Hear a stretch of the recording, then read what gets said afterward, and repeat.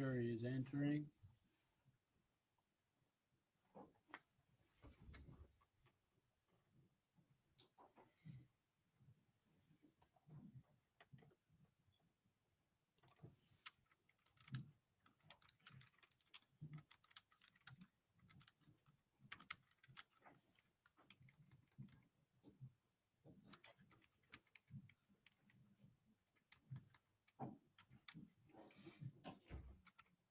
All right.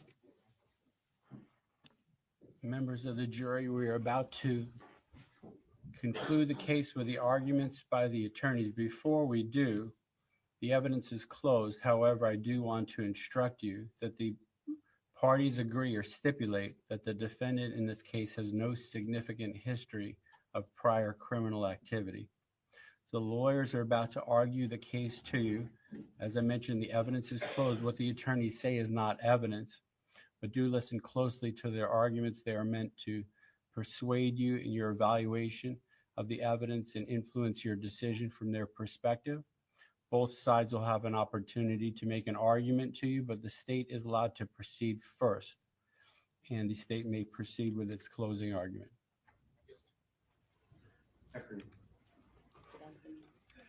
Think back again, all the way back to jury selection these many weeks ago, right? And we had talked about our ability to keep our word and follow the law, right? That's what we're here for. That's what we're here to do. We remind you again at the last closing argument, and I'm going to keep beating that drum, right? Because it's so important to be able to follow the law and to keep our word, particularly in a case such as this with the evidence that's been before you. When you do that, always view this evidence through the lens of objectivity, and to make sure that we render a dispassionate verdict, right?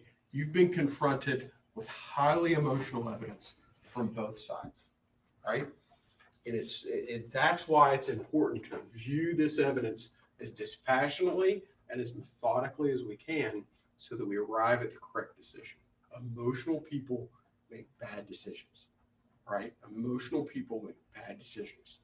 That's why we've got to look at this evidence with objectivity, reason, and logic, right? So having said that, this is what we're confronted with today. And again, I'm going to kind of go through this process again. I know we've heard it before, but we want to make sure that we get it right. So to be clear, you are confronted with not one death sentence, but two, right? Two death sentences are on the table, one per count. Count one deals with the murder of Tanya. Count two with the murder of Josiah. Each count is analyzed separately, and we use the same process that's been set forth in the jury instructions that was detailed to you by Judge Murray. Of course, the first step is we got to have a unanimous finding that the state proved at least one or more aggravating factors per count in order to proceed with the death penalty. Those have to be proven beyond a reasonable doubt, right? And in this case, both counts share the same three aggravating factors, the same three, and then there's an additional aggravating factor for count two that deals with Josiah. So here they are. The first one, the defendant was contemporaneously convicted of another capital felony, right? Contemporaneously or at the same time. The murder was committed for financial gain. There's your second aggravator. The first-degree murder was committed in a cold, calculated, and premeditated manner without pretense of moral or legal justification. Right? Those are our three aggravators that are shared by both counts. Count two, in which Josiah is the identified victim. And this one is this. The victim of the first-degree murder was under the age of 12. That's it. That's it. And so we'll start with the easiest one first, right? The first aggravator, this should be unanimous, is this one. The victim of the first-degree murder was a person less than the age of 12. Well, what's our evidence to support that? Well, of course, it's straightforward, right? We first, Tanya was pregnant. She was very far along into her pregnancy. We presented the testimony of Dr. Stossel. And what did Dr. Stossel say? Do you remember? He said, listen, this was a perfectly healthy child. This was a perfectly healthy child. Mom had some complications and mom was high risk, but that child was perfectly healthy.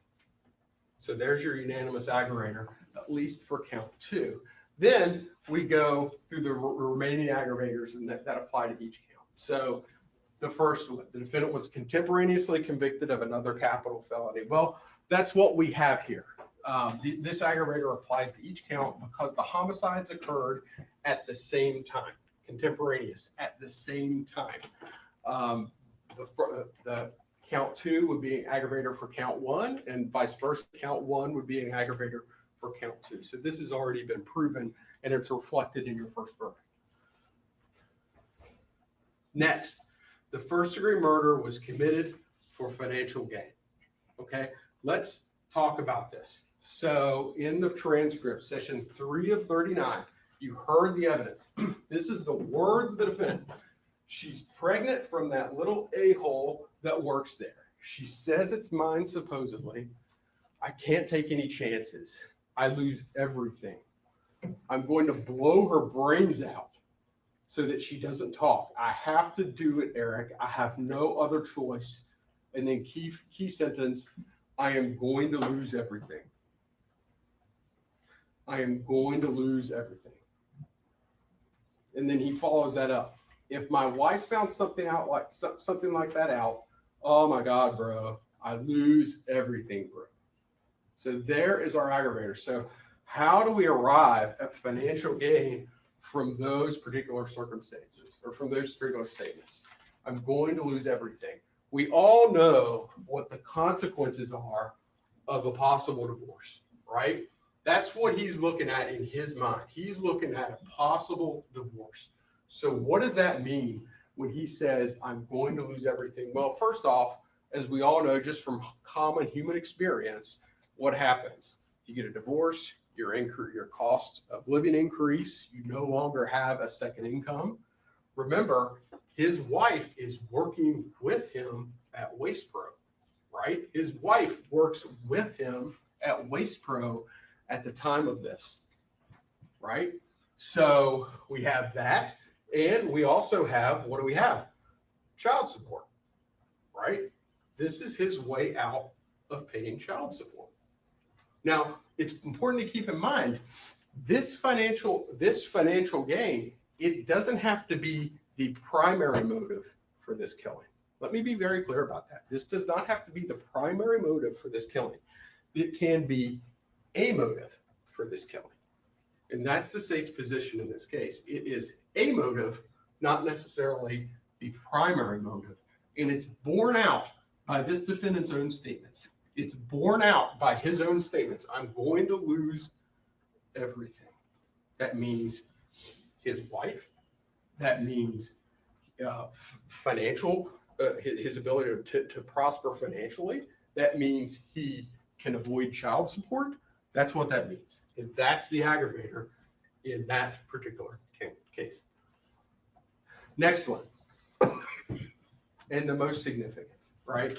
The capital felony was a homicide and was committed in a cold, calculated, premeditated manner without any pretense of moral or legal justification. Okay, here we go. Remember, and the jury instructions define it. What happens is it defines each subpart, right? Cold, calculated, premeditated. I'm going to walk you through each one of them. Cold, this is what the jury instructions say. It means the murder was the product of cool and calm reflection, right? Cool and calm reflection. What's our evidence that supports that definition? Well, here it is. 2 days prior to the murder. The murder happened on August 23rd of 2018. This statement was made on August 21st of 2018. Listen and think about what he says here. I just can't do it inside my truck. It won't hurt me if it's not my truck. I got to strangle that bee. You can't leave no blood or nothing in the truck. I don't want nothing. If they ever come asking about anything, There's nothing. It's like you said, there's no other way around it. It's like you said, you got two unintelligible and that's it. All the BS will be over, and the higher up around here, the more they'll blame her boyfriend because they're always fighting. You know what I'm saying? She now has a record in which someone did something to her. You know what I'm saying? All that S. So think about what he's talking about here. He's already developed a plan as to how he's going to kill her. He's already developed a plan as to how he's going to execute. I said her, it's both of them, right? As to how he's going to execute both of them. This is his plan, and he's smart enough to know I can't do it inside my truck, right? Because he's trying to figure out a way to not leave blood. I got to strangle that bee, right? So he's coming up and he's developing this plan, and it's with an eye towards avoiding detection, right? He's minimizing his risk. He's trying to get away with this, right? So I can't leave no blood. Of course, the best laid plans of mice and men, right? He did leave blood in the truck. He did leave blood in the truck. But 2 days beforehand, his plan is to get away with a double homicide. So think about what he's saying here. And the higher up around here, presumably he means law enforcement. The more they'll blame her boyfriend, right? The more they'll blame her boyfriend because they're always fighting. You know what I'm saying? She has a record in which someone did something to her, meaning that the law enforcement will look and find out cases in which she's been a past victim, and then they'll point the finger at him, right? Think about that. So not only has he developed a plan to execute Tanya and Josiah, but his plan is more in depth than that. His plan is more devious than that. What does he do? He is attempting to frame this so that someone else can be blamed for the murder, right? Someone else, an innocent person, can be blamed for these murders. That was his plan. That was his plan, not only to execute these people, but to get away with it. And third, to make sure an innocent person was convicted in his stead. Extreme facts call for an extreme sentence. Extreme facts call for an extreme sentence. Was all of this, the questions before you was all of this, is that the product of cool and calm reflection? Absolutely it was. Absolutely it was. Calculated. Calculated means having a careful plan or prearranged design to commit murder. Okay, so what are our facts that support that particular sub-element? Well, again, 2 days prior to the murders, he's in this waste road truck and they're driving around with Eric Alvarado. What does he say? You can't prove anything if no one saw anything. I was thinking of taking her to some field nearby the route. Adolfo Cavelli testified the scene of the crime was on his trash route, right? So his plan, he was able to execute his plan, right? So he took her to a place near the trash route. Do you know where I go? When she go in there, she disappears for a couple of days. She does that. She disappears for 2 or 3 days. She always does that. And I'll take her phone and I'll throw it away. I'll throw it away or I'll burn it. They can't do anything there. I have everything planned out. This was not, ladies and gentlemen, a homicide or homicides that was committed at the spur of the moment, in the heat of passion, when someone's upset, when somebody wasn't thinking through the consequences of his actions. Oh no, he admitted, he stated, he had everything planned out. Extreme facts call for an extreme punishment and premeditated. the third sub-element. Remember, this is exactly what you've already found. This portion of the jury instructions, it's no different than what you found during the guilt phase. It defines premeditation. What is added on in this phase is this particular section right here. For this aggravating factor to apply, a heightened level of premeditation demonstrated by a substantial period of reflection is required. So that's the difference. That's the difference for the aggravator. The aggravator adds on this requirement of demonstrated by a substantial period of reflection. So what we have is we've already gone through statements where he's made 2 days in advance about how he's planned it out, right? 2 days in advance, he's planned it out. But do you remember, think back to Kenneth Barron during the guilt phase, right? Kenneth Barron was the guy, he comes in and he says, listen, this defendant approached me about a ghost gun, right? He approached me about a ghost gun. And what did he do? 2 to 4 weeks before, right? 2 to 4 weeks before. If he's to be believed, and we have no reason to disbelieve him, is there enough evidence to support the proposition that the defendant was thinking about this murder and planning it out and premeditating it out 2 to 4 weeks before it happened?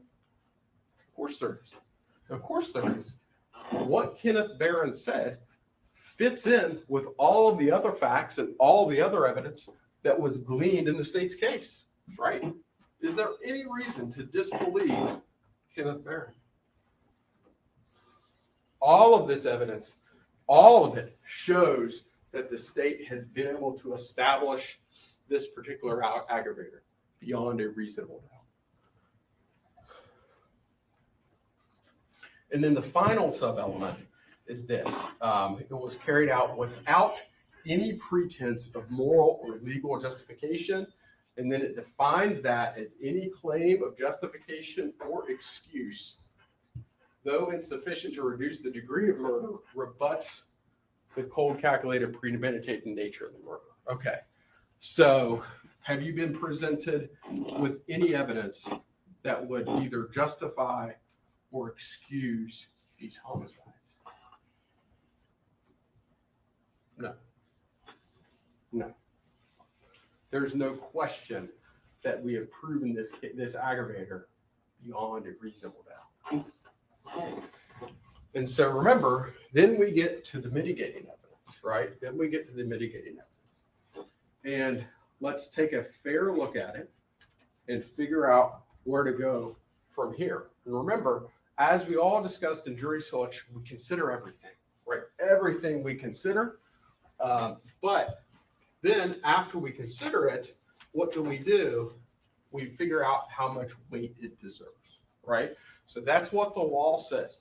The most impactful mitigator certainly is the fact that this defendant has no significant criminal history. You obviously consider that and obviously give it whatever weight that you believe it deserves. It's up to you to decide how much value this mitigator has after you weigh it against the aggravators, right? So it's weighed against it. I think it was the first witness that was presented yesterday was Raul Bonasco. He was the fellow who testified via Zoom. He's your prison expert, and he worked with the Department of Corrections. I think he's in Texas now. And he came in, and if I understood him correctly, the gist of his testimony was, well, okay, we get it. The defendant will adjust well to prison life, and he's going to be able to follow all the rules and not become a problem. So that's what you're being asked to believe. Okay. Well, let's think about that. Let's consider that for a second. If I understood Bonasco's testimony correctly, he met with the defendant for an hour and a half, right? He talked to the defendant, someone who is facing the death penalty, and he talked to him for an hour and a half. He then reviewed the defendant's behavioral records from St. Lucie County Jail, right? And based on that, based on that, he arrives at the conclusion that he will not be a problem in prison. Okay. Even if he were to be able to accurately predict that, and there's no guarantee that he can. After all, he's going to go to prison, right? If there is ever an unpredictable environment in this world, it would be prison, right? You're not talking about a bunch of rule followers in prison. They're there for a reason. So let's assume that let's just, for argument's sake, let's be fair. For argument's sake, let's assume that he can accurately predict that, right? Let's assume that he's accurate in that.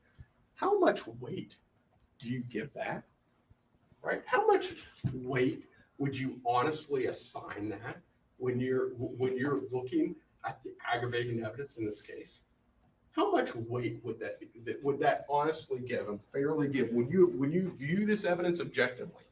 When you view it objectively, how much weight would you give that? The answer is very little, very little.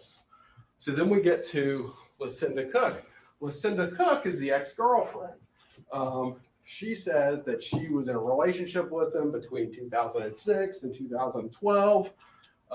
She didn't have a meaningful conversation with this defendant for 13 years, right? That was her testimony. She has not spoken to him in a meaningful way for 13 years until just a few weeks ago. I think her testimony was a month ago I spoke to him. So either during the jury selection process or right before the jury selection process, the defendant re-enters her life, right? The defendant re-enters her life.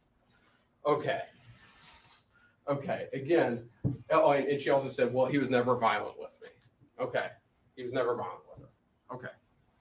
So again, the question is, and only you can answer this, is how much weight would you assign that? Right? How much weight would you honestly assign that? Somebody who hasn't spoken to him in 13 years, how much weight do we give that evidence? Very little. Very little. And then, of course, today you have the defendant's mother and his other family members. Okay, again, highly emotional testimony, as you would expect, right?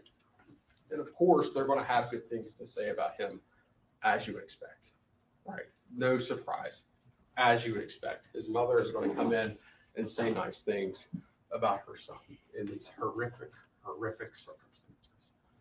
So, my question would be, how much weight would you give that, right? I mean, if we're here to give our reasoned judgment and weigh the facts and the evidence out and apply it to the law in as dispassionate a way as we possibly can, right? We're not here to be swayed by our emotions. Emotional people make bad decisions. If we weigh this out in as dispassionately as we possibly can, would we give this testimony any weight? I think you give it minimal weight. At best, you give it minimal weight. And of course, we finally arrive at the weighing process, right? And again, this is directly from the jury instructions that we spoke about at length during jury selection. And it's very, very straightforward, very, very simple. You know, whether sufficient aggravating factors exist, which of course they do, and then whether the proven aggravating factors outweigh the proven mitigating factors. That's it. That's all you do. So I end with this. You know, our criminal justice system relies on accountability, right? Our criminal justice system demands accountability. And part of that is to punish people proportionate to the crimes that they've committed. Punish them proportionate to the crimes that they have committed. This defendant, he murdered Tanya and Josiah Wise for no other reason then he believed that he would lose everything if his wife found out about the pregnancy. He could have come clean to his wife. He could have paid child support. He could have been accountable to his wife. But he didn't do that. He planned this murder out for a lengthy period of time. And he executed that plan.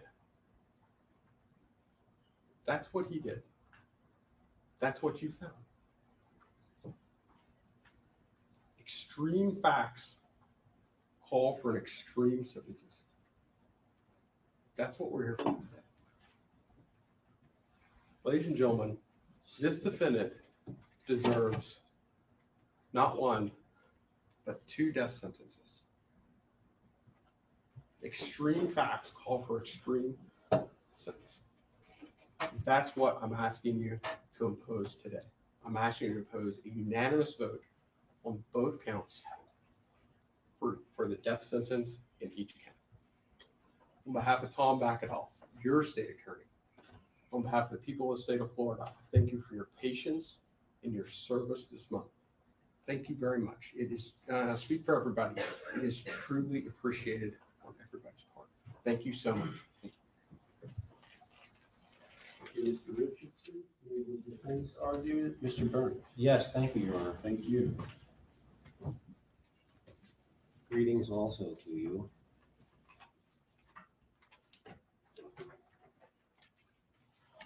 Tanya Wise. Josiah Wise. Murdered by Jose, who is my client.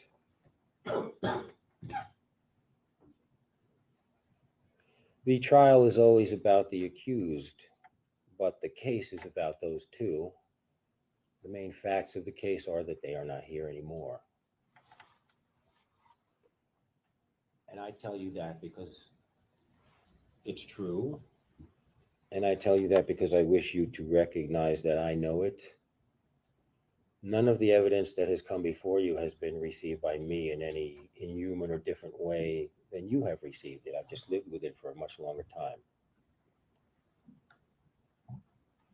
I wish to respond to some of the things that Prosecutor Richardson just indicated. He made a very strong case, and I told you yesterday that I am not going to quarrel with the fact that this was a coldly and calculatedly and premeditatedly done act. We have Jose's voice in his truck a couple of days before this. That was his plan. I don't dispute that. So what does that mean for you? Well, it means you're going to unanimously find that there is an aggravator. And the gate is swinging wide open for you to kill him if you want to now. Last legal requirement is met. The baby, I told you yesterday, that those photos look to me much like a newborn baby. Certainly less than 12 years of age. I don't argue that aggravator. Now there are 2. I'm here to try to save my guy's life, not insult your intelligence.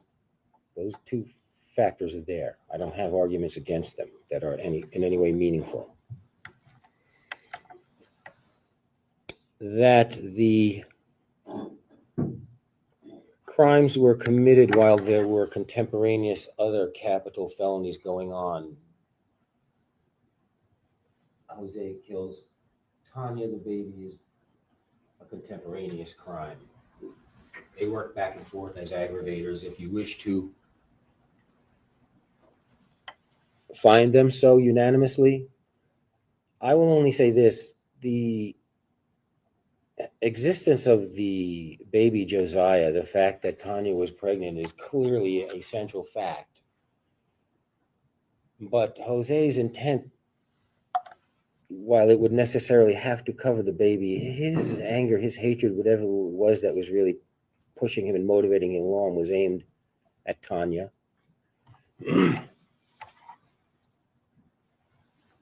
There were no abdominal injuries. No indication of hatred toward the baby. Mr. Richardson tells you that because Jose said I'd lose everything, that therefore, beyond a reasonable doubt, you should all conclude that this crime was done for or affected by financial gain. No, that is not proved. If you are worrying about losing your marriage, that doesn't mean you're worried because there might be financial implications. If you're worried about losing your job because your wife is a supervisor, the uncontroverted evidence before you is that Jose has worked steadily since he's 15 and been totally self-sufficient. A divorce is not going to knock him off kilter. Fearing having to look for a new job is not going to prompt him to do a murder. That this crime was done for financial gain is not proved beyond a reasonable doubt because of the consequences of divorce, because of child support. He paid child support for 3 children, is the evidence before you, and gave groceries and clothing for the 4th. That is not proved. Extreme facts require, says the state, an extreme sentence. These are horrible facts. Every murder is comprised of horrible facts and would consist of photos of a victim in sight, photos of a victim during autopsy. Jose, according to the evidence, planned to get Tanya to a place and kill her. That's every mob hit ever. Let's get Paulie to the club and we'll whack him. That's not an extreme fact. That's an ordinary fact. We're talking about facts of murder, mind you. We're talking about murder. To get someone to a place where no one can see to do the crime is not extreme. It's common in murder. Raul Benasco spent 90 minutes with Jose. Perhaps Mr. Richardson would prefer that he moved in with him for a year in his cell. How long is a man supposed to sit with them to learn some history and review his prison record, which is what the man's expertise is all about? That Lucinda Cook had no communication with Jose for 13 years and yet came in here after all that time to speak on his behalf doesn't count against him, it counts for him. What kind of an impression did he make on her? That after all this time, she consults, she prays, and she comes in. When other people are jumping ship, she comes in. And her intention is not to tell you who he is now or quarrel with you about your verdict. It's to say, look, whatever you found that he did, I'm surprised by it because that's not the way he behaved with me and with my children. With us, he made us feel safe. And that takes me to kind of one of the topics that I want to discuss with you. I had hoped to just roll through here without having to refer to anything written, but the situation changed with my witnesses and whatnot. And so I'm going to refer to some topics here and then I'm going to explain them to you. And one of the things that's going on here, I'm going to refer to as box and balloon. Box and balloon. It sounds like a kid's game. Bear with me here. The box is the life of Jose Soto Escalera. In toto, everything. From birth to now, certainly from birth to the time he did the murder. And as you heard from his family, yeah, it's what's expected for family. Would your family come in and run you under the bus? I hope not. So he was good. He was generous. He was uplifting. He was a mediator.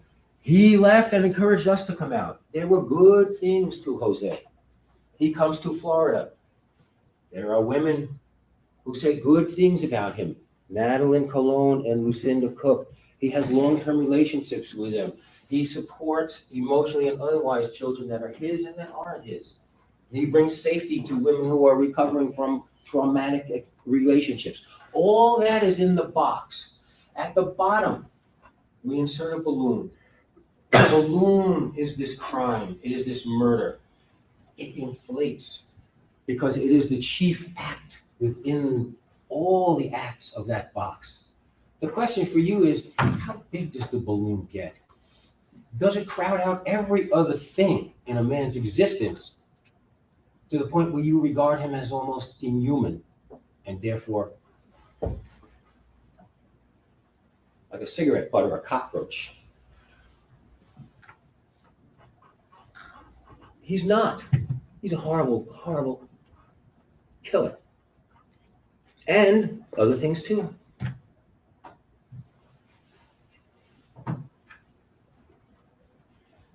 One of the topics I have written down here is humility.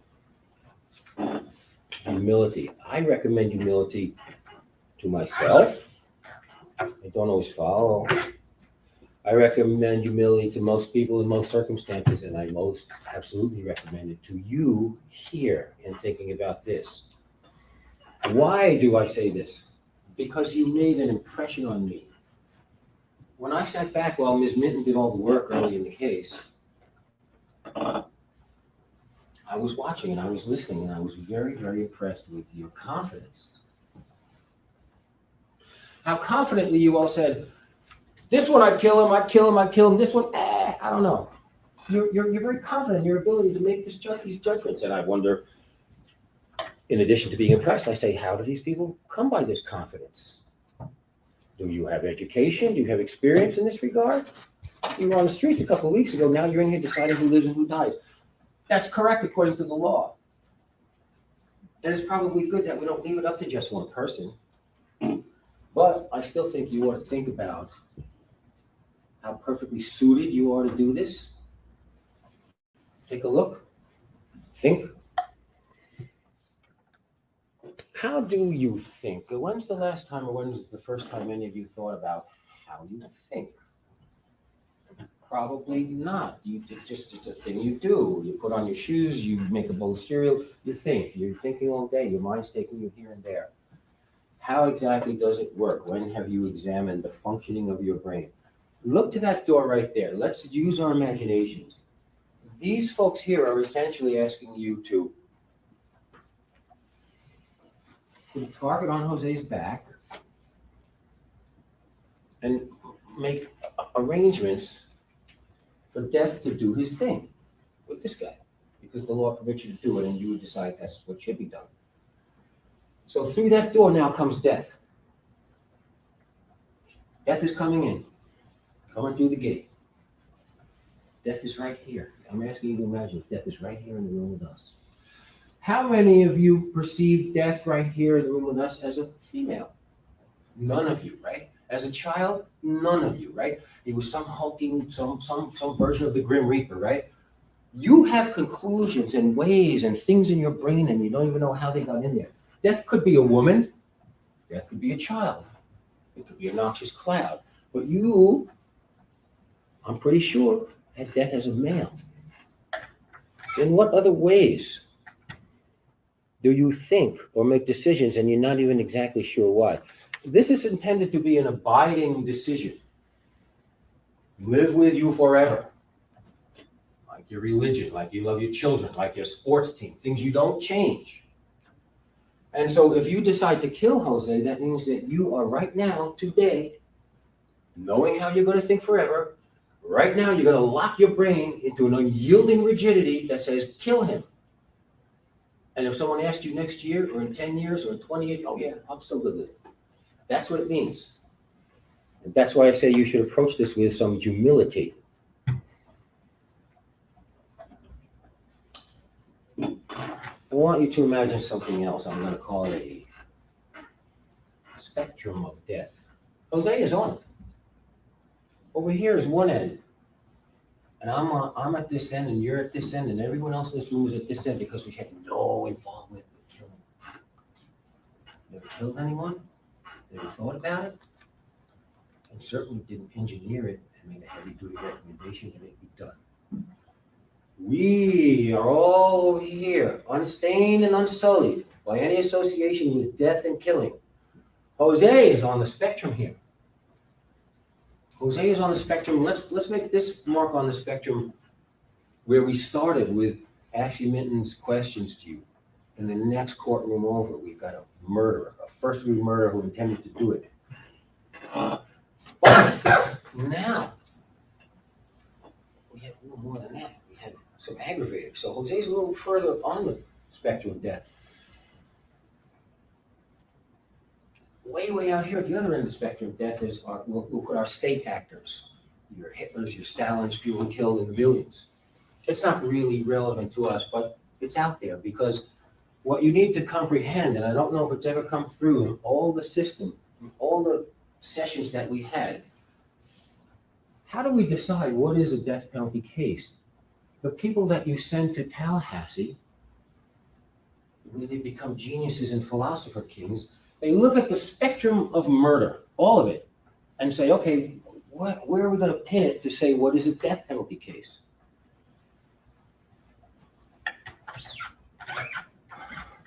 And so the whole circumstance that we found ourselves in, just the first group came in here on September 2nd, is we are wallowing around in death and talking about death. And the first thing we do before we get to a trial is talk about the death penalty.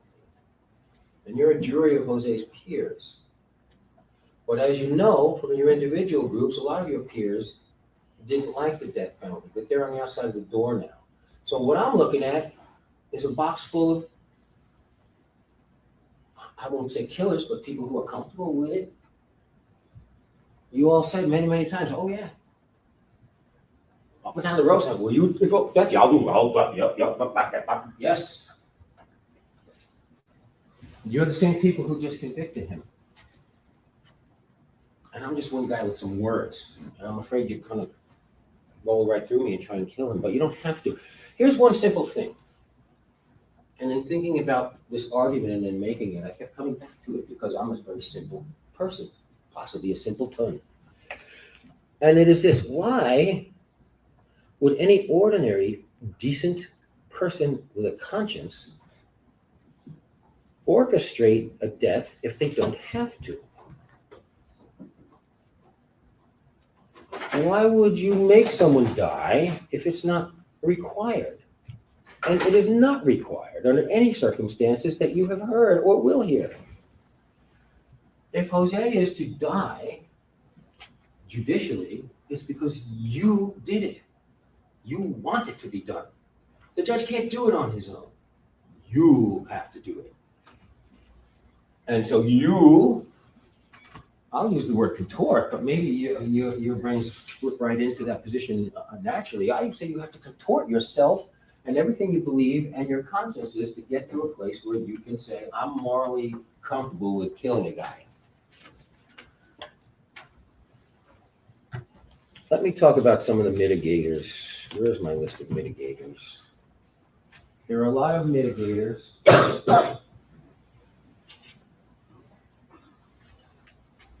There are always a lot of mitigators because anything can be a mitigator.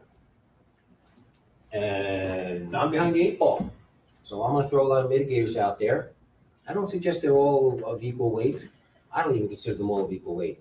But I don't know which one you back there might latch on to. So I'm going to run through them quick. I might highlight a couple of them. This list will be attached to the instructions. It will be part of the instructions that the judge will read you, so you don't have to remember it. There are 29 of them, and some of them strike the same theme, but if Jose was nice to 4 people, I'm going to name them all individually. As you have heard, as the judge has told you, there's no dispute that Jose has no significant history of prior criminality. That I will highlight for a moment, because that is an extraordinary fact. Do you recognize that? This is a convicted double murderer who did nothing prior. And I think that's important, and I suggest you should think that's important, because if I'm going to make a heavy recommendation that a judge kill someone, it should be a bad person. It should be a very bad person. It should be a pretty bad person through and through. That's not who Jose is. This is an explosion of violence that comes out of nowhere in his life. It doesn't make it any better. Still makes it a murder, but it doesn't make him the type of utterly useless human who you might want to put down. He's not utterly useless. And this is not in keeping with anything that he has exhibited before. And that is very important. Jose was abandoned by his father as a child, raised in chronic poverty. I'm going to stop on that one for a minute because we did discuss that many times, and a lot of people in jury selection didn't like it. And remember, we're past the guilt phase. No one is saying, poor Jose, let him go because he grew up in poverty. But poverty brings challenges. That's all I ask you to recognize. You know, we acknowledge the importance of two-parent homes and sufficient money to meet our needs, and yet if people don't have that, we really don't cut them any slack about it. All I'm saying is consider it as a mitigating factor. He had less than probably you and many others. I don't know exactly what that means. My dad was a school teacher. Jose suffers from transgenerational family trauma. There's problems with the mama, problems with him, problems growing up in Bridgeport with no money. Chronic exposure to trauma during his childhood. The mama seems to remember the house being fine and the neighborhood fine, but it was not fine. You heard from the cousins, this is not a fine neighborhood. It was a violent neighborhood where drugs were dealt on the streets and crime was in the streets and crime was seen. And that's not an ordinary way to grow up. Jose can positively contribute to society in prison as a worker.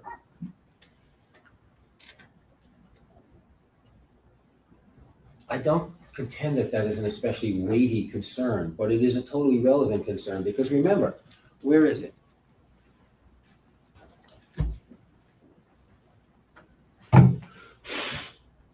It's life without parole. Look at that. It's like the forgotten option somewhere. Well, I blow the dust off it and it looks pretty good. It looks fine to me. Life without parole. Let's remember, and I will recall to you what you told us also at the same time, within probably 2 seconds of telling us you all can impose the death penalty, you all said you would consider life without possibility of parole. And if you're sitting here now not doing it, you're not following the law and you're not doing your job. If you decided last week he's guilty and you're going to kill him, you're working a charade and a fraud on us right now. So everybody's mind better be open. You don't have to like what I'm telling you, but you got to listen to it. And you told us you would consider it. And I'm not exactly striking the tone of a beggar here, but nevertheless, you have a job to do, and I'm going to make sure that you do it. Jose has established and maintains long-term substantive meaningful relationships with friends. Jose has established close family bonds and relationships with his cousins. You know penalties have consequences that ripple. If you're going to kill someone, you know that. You've heard from the victims in the case.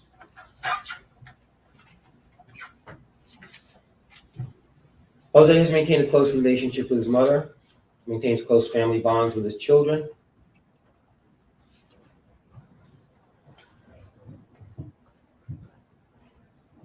You know, that's supposed to be the motive here. And yet he's had opportunity galore and never killed anyone.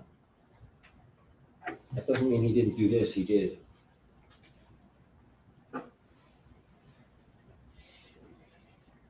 But if he is monstrously wrong for killing one child, you can't deny him or deny the existence of the fact that he helped and contributed and lived a meaningful part of his other children's lives for a long time. I don't know if there's a rug back in the jury room, but you would not be doing right to pick up the corner of it and sweep facts you don't like under it. Jose demonstrated exemplary jail behavior. He poses no danger to prison staff or inmates. Again, these are all relevant considerations if he is going to be living for years before execution and living out the rest of his life in prison. How he will do in prison is completely relevant for you to consider. Jose has been a positive influence on family members. Jose will be required to work 60 hours a week. That's every day in DOC. As a prisoner, you know,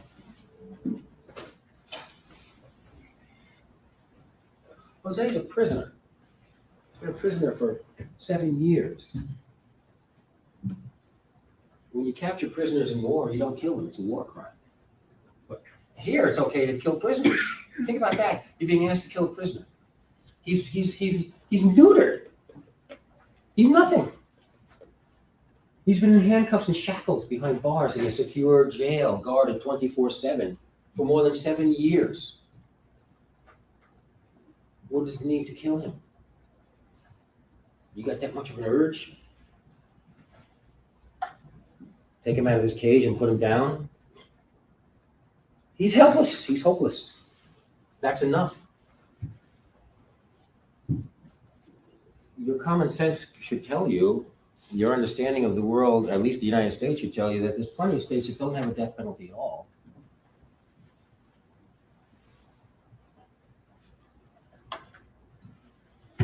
And they might say, well, he's a prisoner. Well, you got killed. You kill prisoners. That's where your morality is. You kill prisoners. Who's more helpless than the prisoner?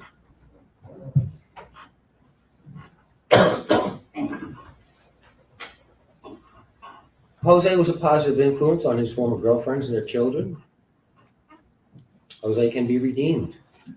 For that matter, you know what Jose did 7 years ago. Do you know where his head is at now? If he's taken out in several years and executed, you kill the body, but what is his head? Where will his mind be at? Do you know? Will he be the same person? Because that's how punishment works. Of course, who among us hasn't suddenly snatched up one of our children, put him over our knee, administered a spanking, and said, "That's for what you did 7 months ago." It's not how punishment should work.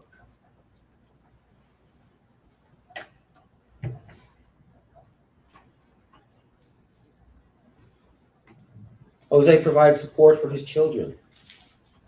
No prior history of violence, no criminality, no violence.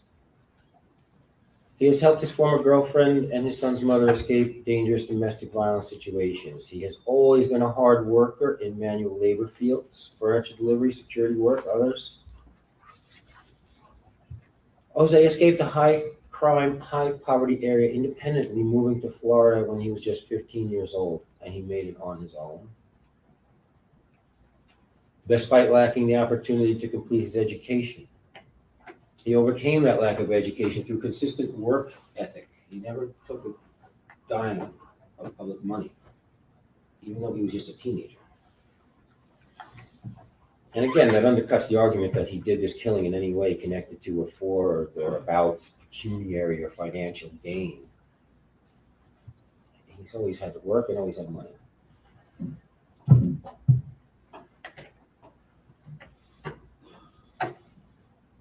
Jose has exhibited excellent courtroom behavior. You probably know that people accused of crimes, especially murderers, especially in long trials and processes, they don't always keep their mouth shut and they don't always behave. Jose has behaved just as he has behaved as an inmate. Jose will continue to offer positive life influence on his children, family members, and friends who have become emotionally dependent on him. He began working and earning money to help support his family at a young age. He's always been self-supporting, as I mentioned, not a drain on society.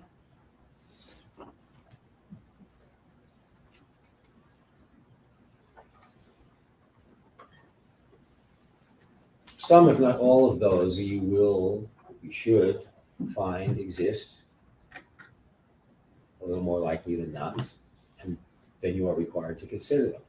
What weight you give them is completely up to you. This part of the process seemed to confuse a lot of your fellow people who didn't make it onto the jury, who kept insisting that the law, they're just going to follow the law. The law is depositing you off here at a crossroads if you don't realize it yet. Okay, you are going to tell the law what will happen here. Life, forever and ever, until you die and they take you out of prison, or death penalty. The law doesn't tell you which one, but the law does tell you that life without possibility of parole, like the stepchild option in here, is not a stepchild option. It's perfectly good.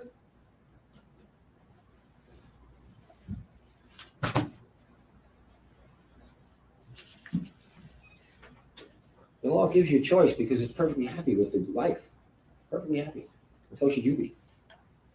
It would keep you off the spectrum of death. If you do order and recommend that Jose be killed, you're not outside over here off the spectrum of death. You move a little bit closer to him. You now have some involvement in killing. Not that you'll do it yourself. You'll just set the first domino falling that will result in it.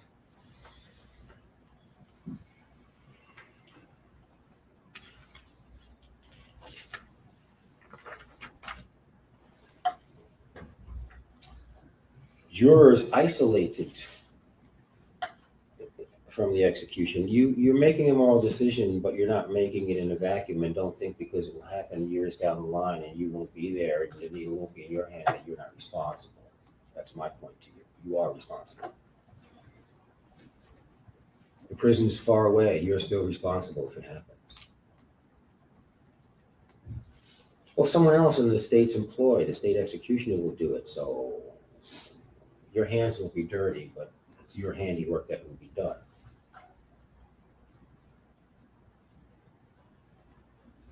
So don't think of it as just, you making a death recommendation is like dropping some instructions off on your secretary's desk as you leave for a long weekend. It is not that. Victim impact statements. We heard from several members of Tanya's family. Her mother, I suggest, especially, and her son, who I thought testified very impressively for his mother. And it may not matter coming from me, but I'm quite certain his mother is proud of him and would be proud of him.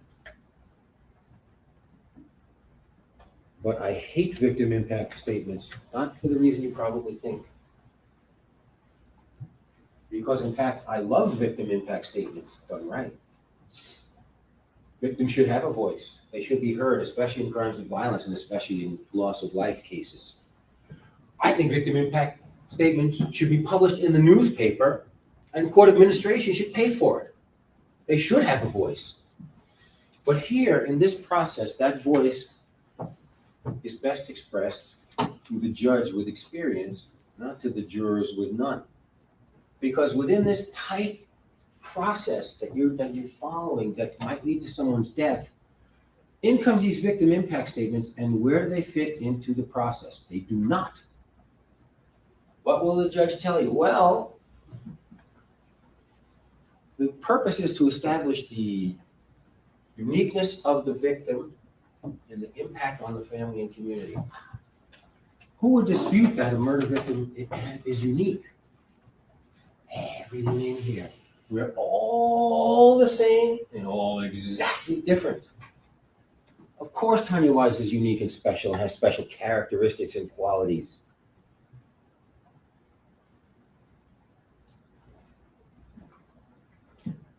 But the only thing that you're instructed to do is not regarded as an aggravator. Well, what are you hearing it for then? It for sure ain't no mitigator. Every single one of those statements is like an emotion bomb, a sympathy grenade going off, bespattering the walls with sympathy. Not for my guy. In fact, it is so much seeming like an aggravator that you have to be told it's not an aggravator. So that's one thing I don't like about it, that it's dropped in here unfairly. It operates against me and my client, but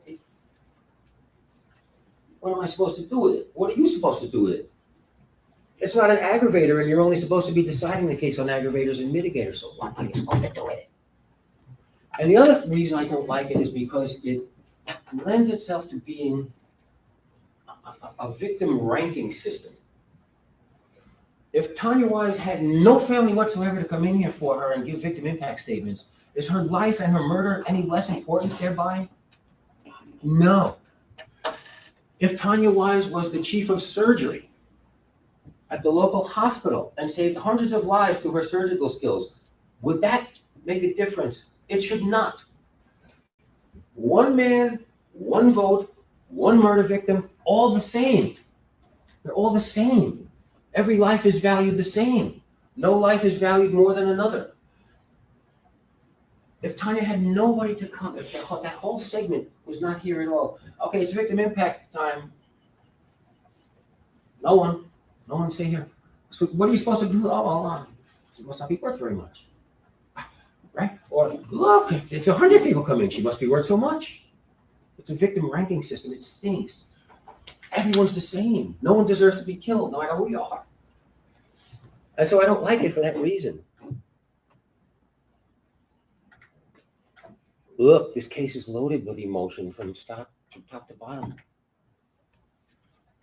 And that's just a gigantic injection of it. And for what? I'm not sure what you're supposed to do with it. And you can't be sure either because it doesn't fit in. It's not an aggravator or a mitigator. That's what we're doing here. We're weighing aggravators and mitigators. We're figuring out factors of his character that might lead you to not kill him.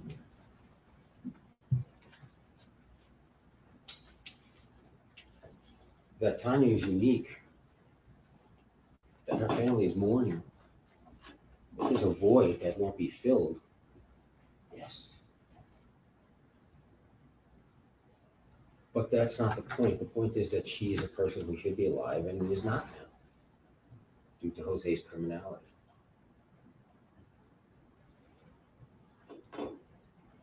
Who she is important, but it's important outside of this process. Here's another one of my little topics that I wrote. This is not a fixable situation. You know that.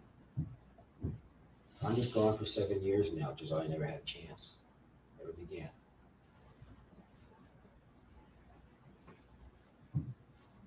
Whether he is imprisoned, Jose, for the rest of his life, or whether he gets taken out at some point and injected to death, whatever they put in there.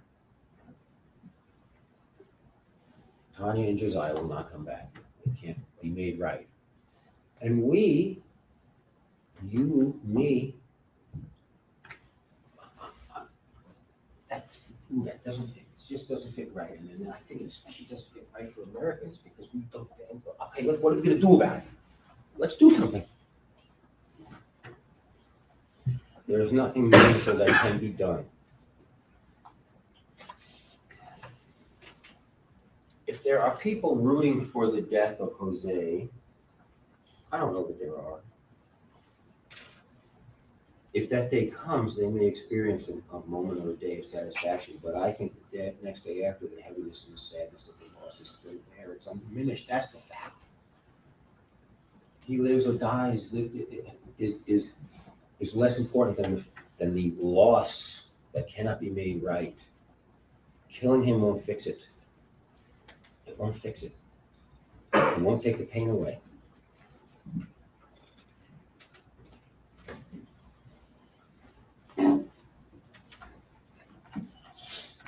Let's talk about something that we mentioned in jury selection. Which, by the way, does it seem that Ms. Minton, that poor Ashley did so much of the work here in this case and I did relatively so little? That's my fault.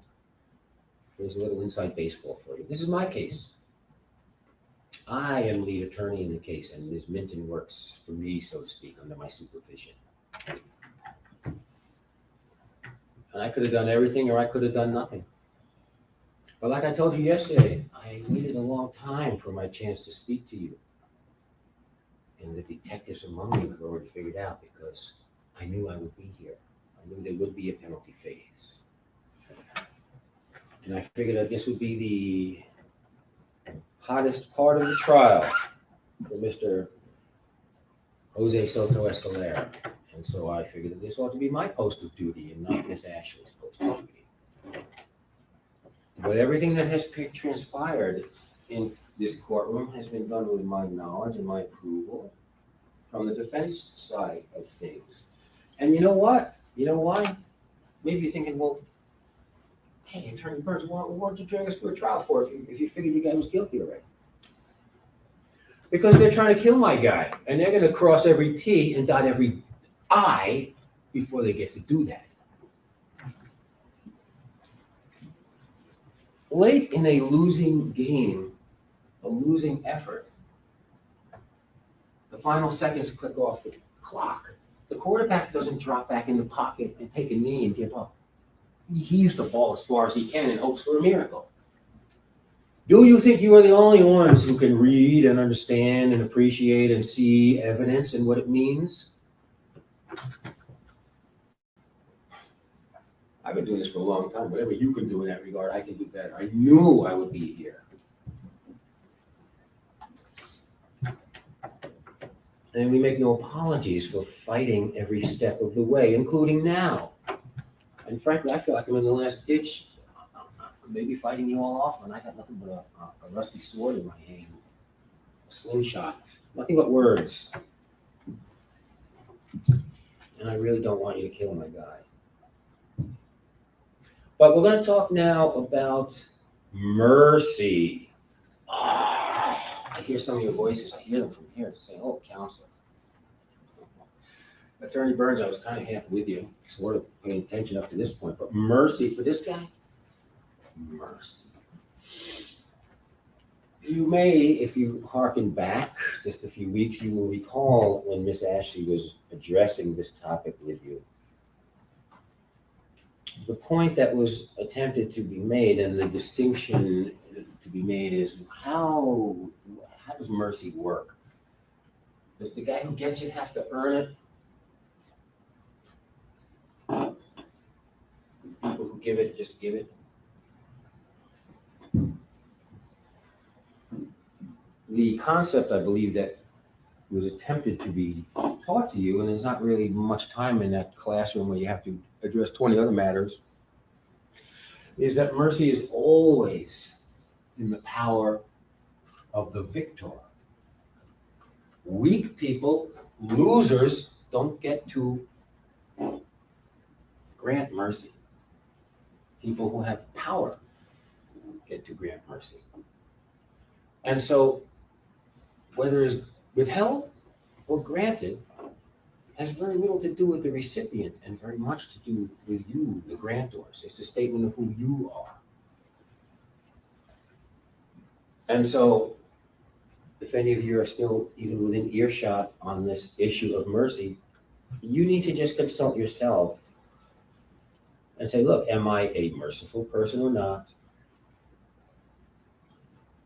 What does mercy mean in this case? The merciful thing is to condemn Jose to live for decades and decades and decades in prison behind bars until he dies.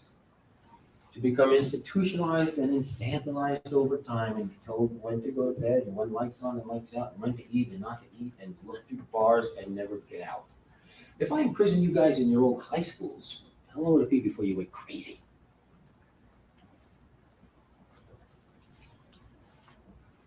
He'll be in a prison. That's, most people would not consider that a merciful result, but that's what mercy means here. So it's not a great big fat dollop of mercy, go forth, Jose. It's a little drop of mercy that says, I'm going to kill you. That's all the mercy that would be requested here.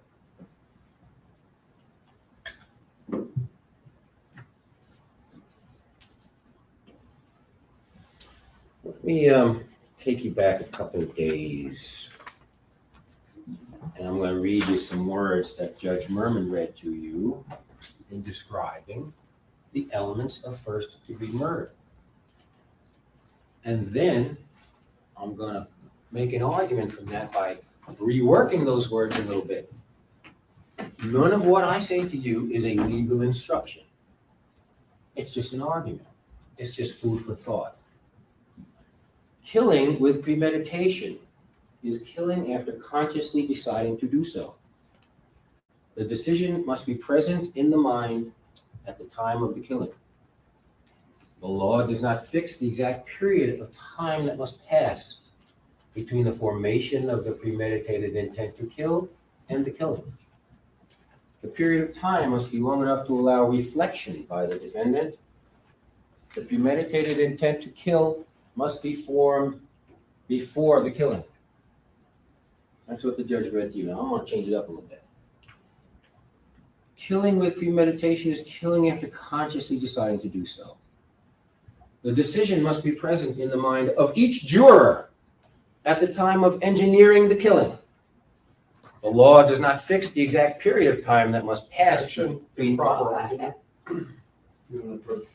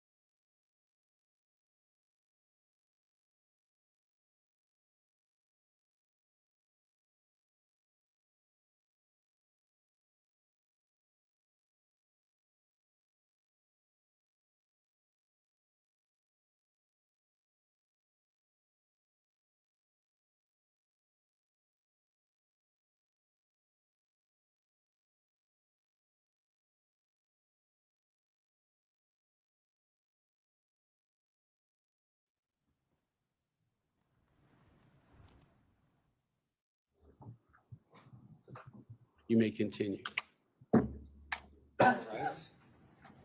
What I'm saying to you is the process that you are relying on should be pretty ironclad. It should be clear. You should be able, if you're going to decide as jurors to impose the death penalty, to plant your foot on one firm piece of ground after another all the way through to that decision. And if there's something strange that comes into that process, you should consider it. You should weigh that. Because as Ms. Minton told you in jury selection, this is a moral decision that you make as individuals. And And it should be based on a system that you understand and that you can follow. I am going to talk about what you've been asked to do last week and what you're asked to do now. And I'm going to do a compare and contrast. At no point am I suggesting that anything you do or might do is illegal. I am not asking that anything you do or not do is in any way related to you being murderers or illegal killers or equating you in any moral way with Jose. But you were asked last week to convict a man because he thought about doing a killing beforehand and did it. What are you being asked to do? Objection, again, improper argument. The difference is I'll complete the thought and I'll rule on the objection if there is one. The process that is before you, if you follow the instructions and carry it out and think about it, means that you're thinking about forming the intention to ask the judge, recommend the judge to kill Jose. So in this circumstance, it's righteous, right?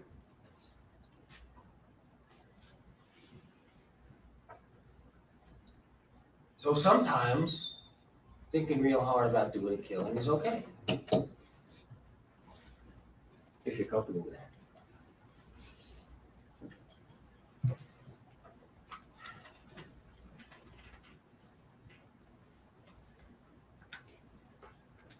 If you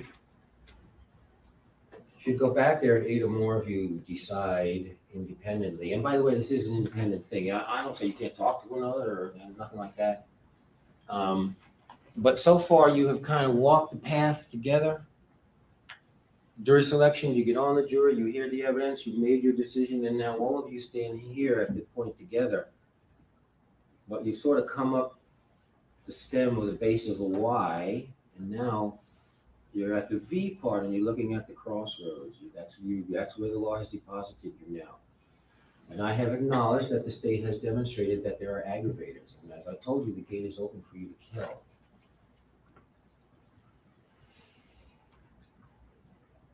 kill. And I recommended humility. I recommend you don't go down that path. I wonder, with that gate open, I don't actually think so looking at you, but if any of you might now or in 5 minutes or 10 minutes regard it as some sort of a temptation. No one gets to be in your position, very few people to say, live or die. Look, here he is, live or die, it's up to you.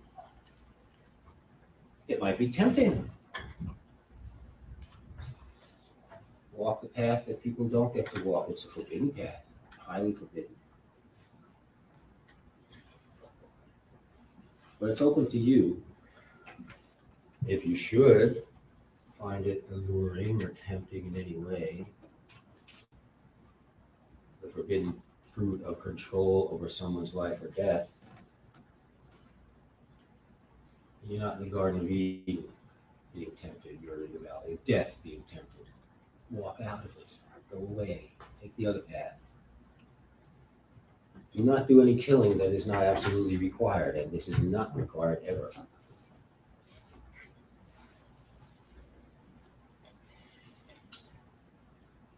Sometimes large matters can be understood in simple ways and things that might happen all of a sudden. And you don't even know it until it happens. And one of those, I'm going to hang with me here if you can on this example, is I've called it lean in, lean out. Lean in, lean out. People, they lean in, they like something. They lean out when they don't. Lean in to give that first kiss. Hopefully someone's leaning back. Maybe they're not. Maybe they get to lean back. Never happened to me, of course. But I use the example in this way. If you are a juror who votes to impose the death penalty, and you should remember this is a binding decision. You're good with it now, you're good with it tomorrow, you're good with it forever. You should end up in conversation with someone, the topic comes up. And what did you do? I voted to kill him. Whoa. You're going to get the whoa. You're not going to get the quiet.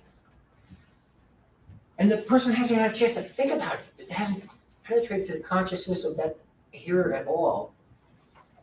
But you're going to get this, you're going to draw back in a whoa because you just admitted to them that you're on the spectrum. You're on the killing spectrum. You're not over here. The rest of us having nothing to do with it. You just said, yeah, I set a man up to die. And that doesn't get up. That gets up. Think about that.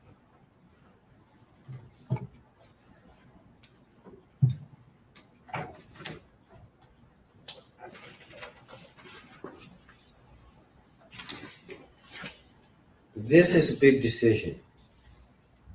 Yeah, I'm just about done. I'm running out of juice. When you go home this afternoon, after having come back and given us your decision, you will now be a life giver or a life taker. You're not going to be the same. If you vote to set the wheels in motion, to give a heavy recommendation to this judge to kill this man,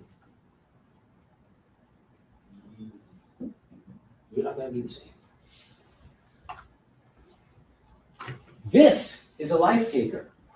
You are not.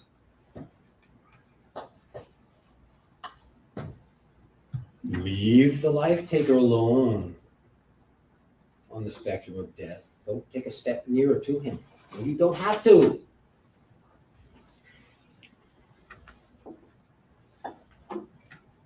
I invite you in my final words to consult your best selves, the highest portions of your consciences, the lightness in your heart, not the darkness in your heart.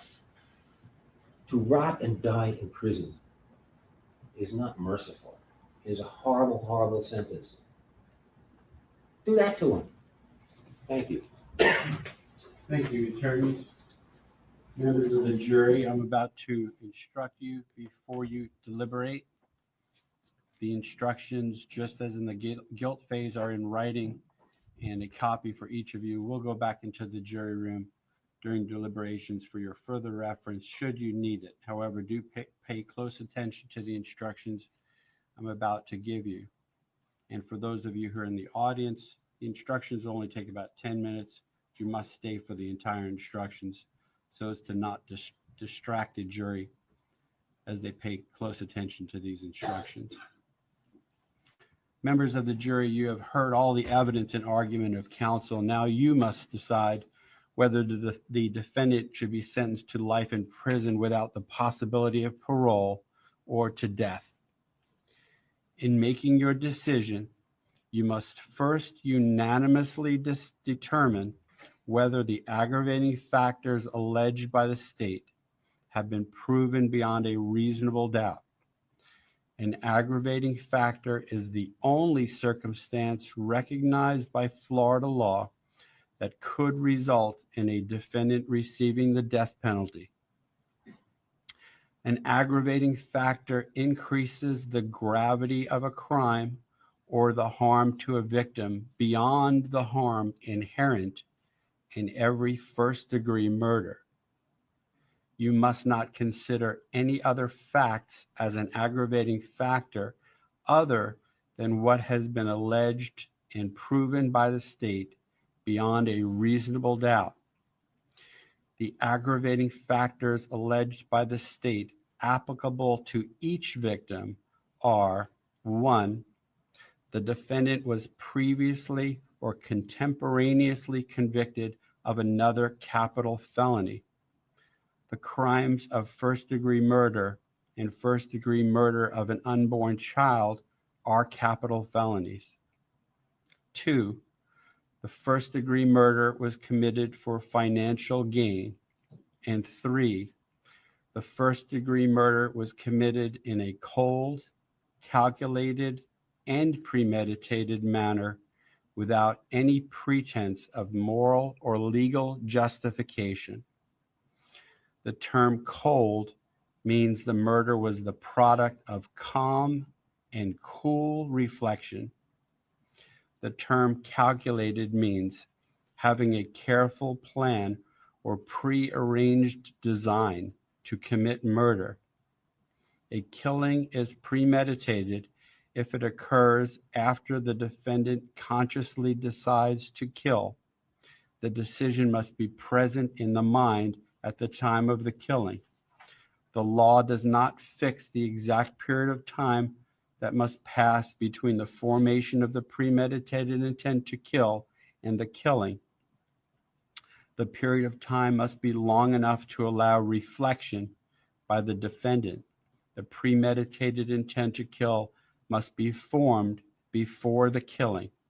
However, for this aggravating factor to apply, a heightened level of premeditation demonstrated by a substantial period of reflection is required. A pretense of moral or legal justification is any claim of justification or excuse that, though insufficient to reduce the degree of murder, nevertheless rebuts the otherwise cold, calculated, or premeditated nature of the murder. The aggravating factor alleged by the state that applies only to the unborn child is the victim of the first-degree murder was a person less than 12 years of age. You have heard evidence about the impact of this murder on the family, friends, or community of Tanya Wise and her unborn child. This evidence was presented to show the victim's uniqueness as an individual and the resultant loss by Tanya Wise's death and that of her unborn child. However, you may not consider this evidence as an aggravating factor. The state has the burden to prove an aggravating factor beyond a reasonable doubt. A reasonable doubt is not a mere possible doubt, a speculative, imaginary, or forced doubt. Such a doubt must not influence you to disregard an aggravating factor if you have an abiding conviction that it exists. On the other hand, if after carefully considering, comparing, and weighing all the evidence, you do not have an abiding conviction that the aggravating factor exists, or if having a conviction, it is one which is not stable, but one which wavers and vacillates, then the aggravating factor has not been proved beyond a reasonable doubt. A reasonable doubt as to the existence of an aggravating factor may arise from the evidence, a conflict in the evidence, or the lack of evidence. If you have a reasonable doubt as to the existence of an aggravating factor, you must find that it does not exist. However, if you have no reasonable doubt, you should find the aggravating factor does exist. A finding that an aggravating factor exists must be unanimous. That is, all of you must agree that each alleged aggravating factor exists. You will be provided a form to make this finding as to each alleged aggravating factor, and you should indicate whether you find each aggravating factor has been proven beyond a reasonable doubt. And the verdict form itself is in conformity with that. As to each of the counts, there's a section for you to do just that, and it will be self-explanatory when you see it. If you do not unanimously find that at least one aggravating factor was proven by the state beyond a reasonable doubt, then the defendant is not eligible for the death penalty and your deliberations are complete. If, however, you unanimously find that at least one aggravating factor has been proven beyond a reasonable doubt, then the defendant is eligible for the death penalty, and you must consider additional matters to determine whether the appropriate penalty should be life in prison without the possibility of parole or death. First, each of you must determine whether any mitigating circumstances exist. A mitigating circumstance is not limited to the facts surrounding the crime. A mitigating circumstance may include any aspect of the defendant's character, background, or life, or any circumstance of the offense that may indicate the death penalty is not appropriate in this case. It is the defendant's burden to prove that one or more mitigating circumstances exist. Mitigating circumstances need not be proven beyond a reasonable doubt. Instead, the defendant need only prove a mitigating circumstance by the greater weight of the evidence, which means evidence that more likely than not tends to establish the existence of a mitigating circumstance. If you determine by the greater weight of the evidence that a mitigating circumstance exists, you must consider it proven and give that evidence such weight as you determine it should receive. You need not reach a unanimous decision about whether the defendant has proven the existence of a mitigating circumstance. Any juror persuaded as to the existence of a mitigating circumstance must consider it in this case. Among the mitigating circumstances you may consider are: 1, Jose Soto Escalera has no significant history of prior criminal activity, and 2, the existence of any other factors in Jose Soto Escalera's character, background, or life, or the circumstances of the offense that would mitigate against the imposition of the death penalty.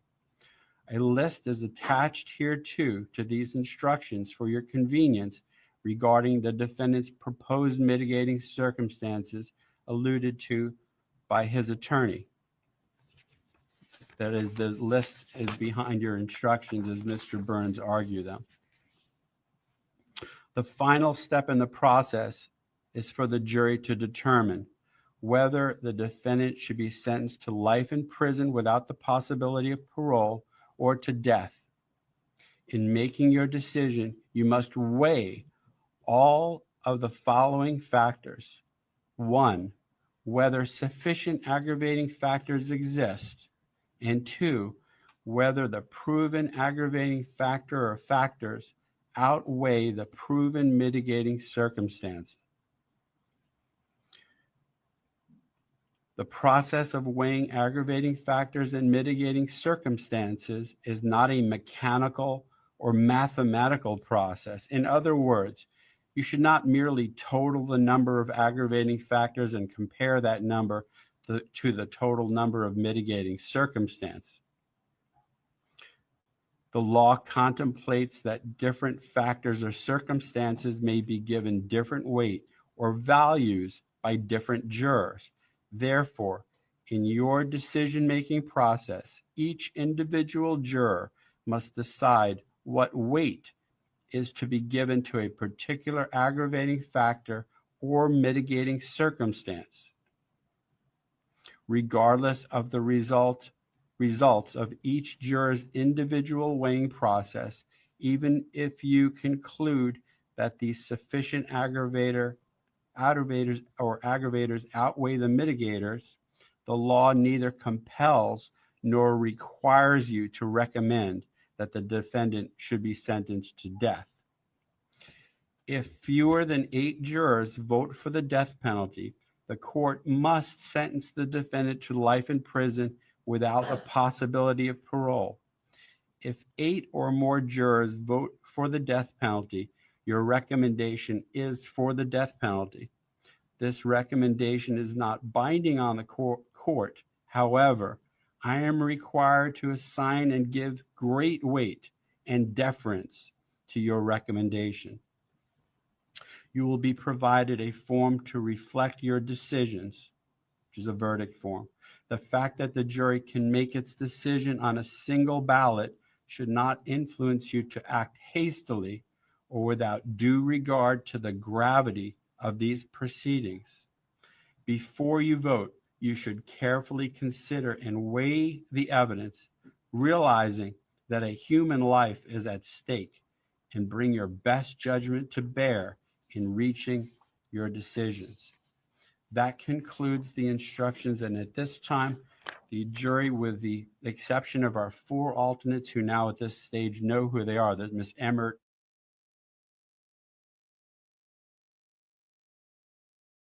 here, the remainder may proceed to the jury room, and if the alternates have items in the jury room, the ballots will retrieve them. The jury should proceed to the jury room to consider its verdict.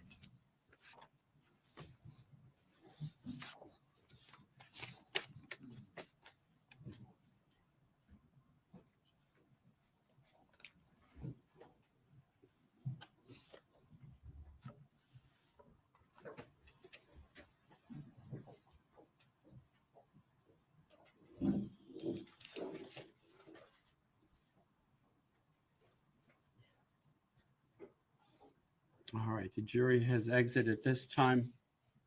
Ladies, this actually does conclude completely your service in the case. I want to reiterate what I told you, whenever that was. When was that? Last week, some point, that you know what the purpose was for you in this case. If someone had fell ill or had some other circumstance that required them not to be here or did not permit them to be here, you would have taken their place. And alternate jurors are so important to us because of the gravity of this case and how long it's been around and how long it takes to try it. For that reason, we had 4 alternates, which is probably a record for me. Normally I have 2 or 3 at most, but we went with 4 just because we wanted to be sure that we would conclude this case. So that's why we had 4 of you, and we got lucky. We didn't lose any jurors. But the whole point of me explaining that to you is to sincerely express on behalf of everyone here how appreciative we are of your time, which is an extremely significant amount of time. I hope you found the experience rewarding and educational at a minimum. I always feel a degree of guilt on my own behalf because you were alternates that didn't serve, but it does conclude your service. I do want to advise you of a very special privilege that you have. Even though you are not involved in the deliberation process and deciding the guilt phase or this part, you still have a privilege not to speak to anyone should you wish. No one can compel you to speak about the case other than by court order. And you should realize that in the case of this magnitude, with so much attention paid to it, people may be curious or they may seek to find fault with the process. Realize that before you decide whether to exercise your privilege not to speak about the case. But you are allowed to speak about the case. That's the whole point of that. The rules governing your conduct no longer exist. You're free from all of that. But you're free, with my thanks on behalf of the United States and the state of Florida. Thank you so much, ladies. You are free to leave at this time. The bailiffs will assist you.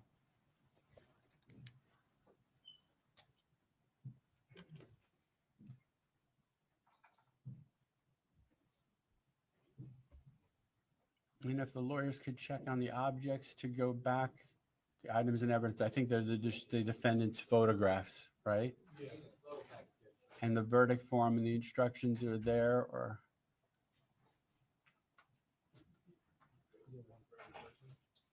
Yes, there's one for every person.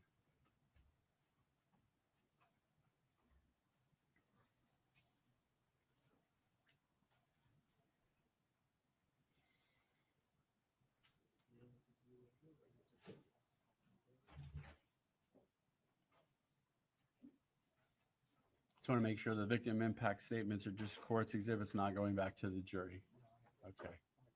Very good. Okay. So it's just the defense photos. Okay. All right, so we will be in recess awaiting the jury's decision in this case. And all right, everyone be at ease until that happens. Very good. We'll go off the record.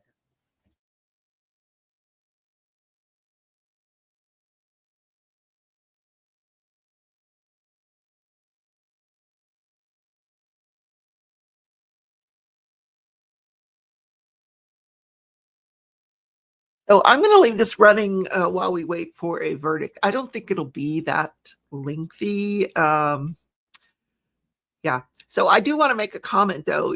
I don't know if you picked up on it, but the jurors, it does not have to be unanimous. That was not always the case. This is just something new in the state of Florida within the last few years. It used to be that in order to get the death penalty in the state of Florida, the jury had to decide this unanimously. And I don't know if you remember the Nicholas Cruz case down in South Florida, the God, what was the name of the Parkland school shooter?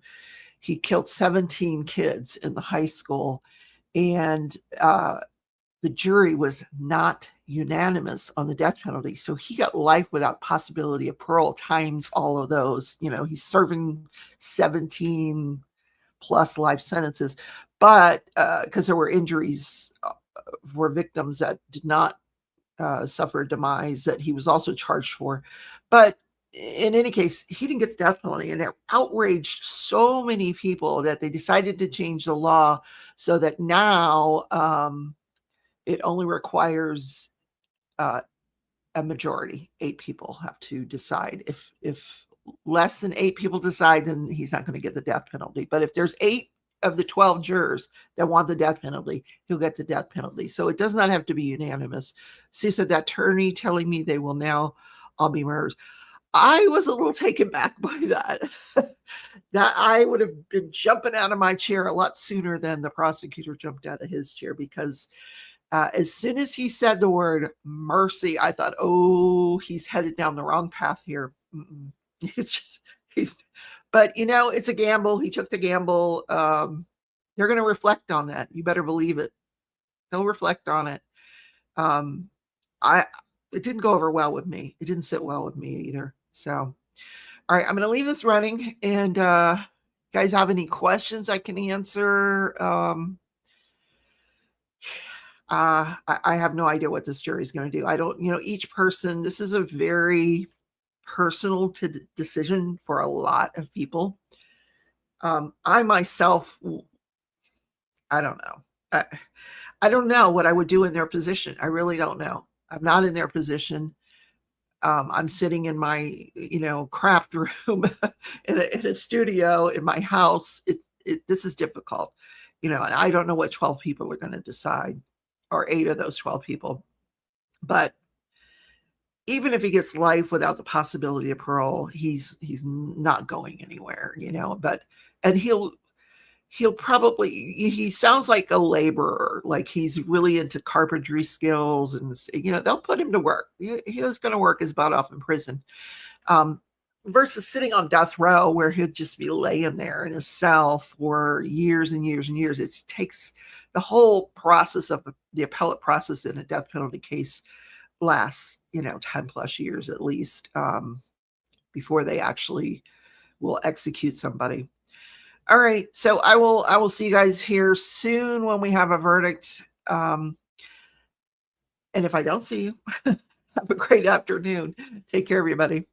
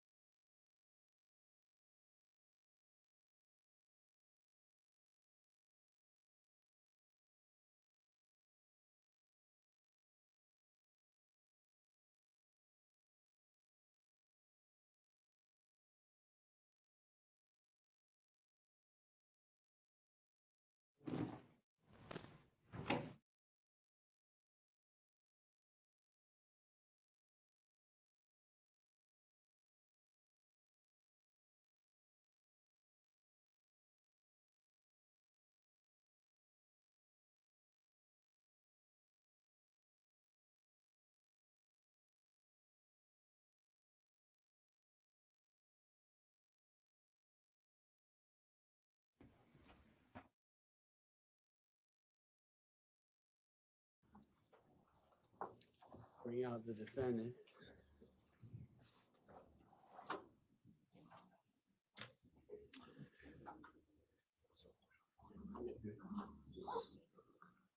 Go with the record momentarily.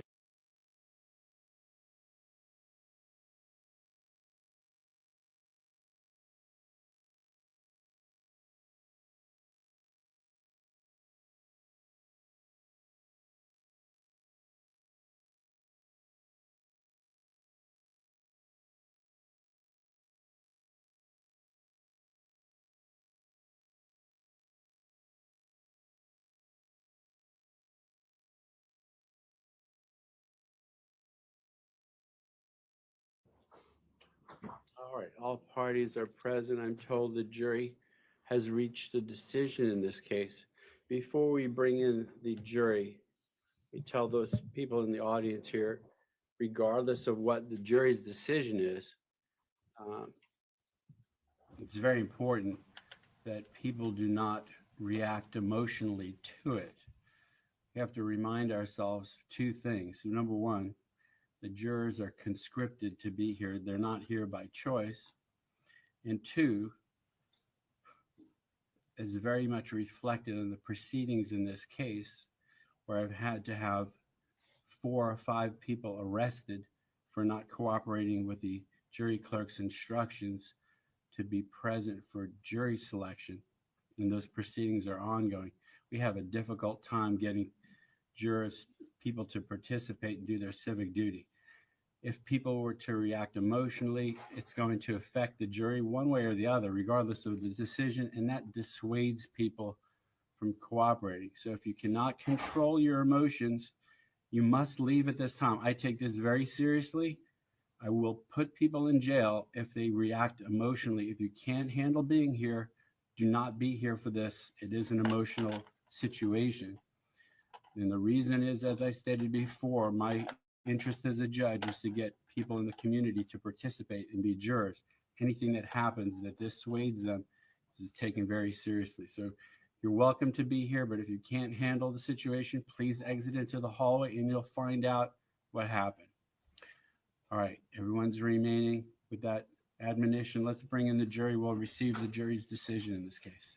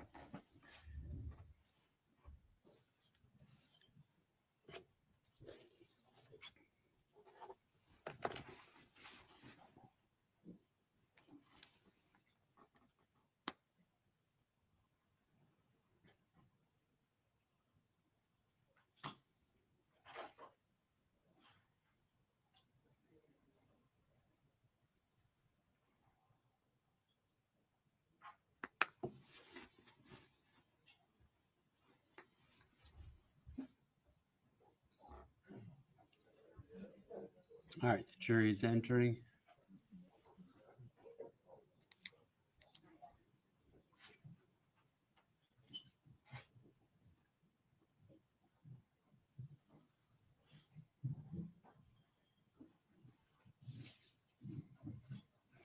All right, Ms. Bickley, the foreperson of the jury, if you please hand the jury's decision to the bailiff for my consideration.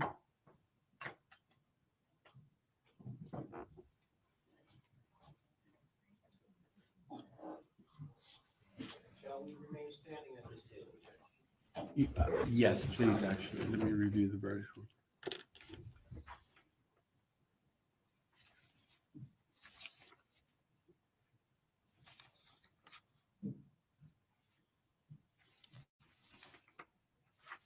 You may be seated at this time. The verdict form is in proper form. The clerk shall publish the verdict omitting the caption.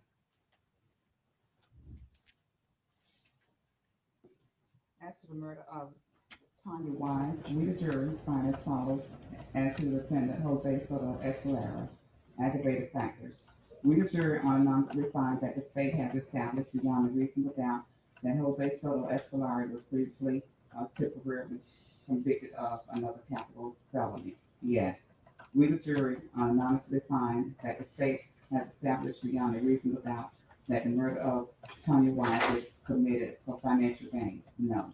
We, the jury, unanimously find that the state has established beyond a reasonable doubt that the murder of Tanya Wise committed in a cold, calculated, and premeditated manner without any pretense of moral or legal justification? Yes.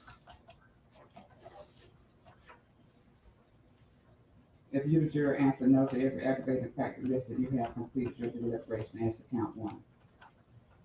We, the jury, find by a vote of 8-4 that Jose Soto Escalari should be sentenced to death for the murder of Tanya Wise.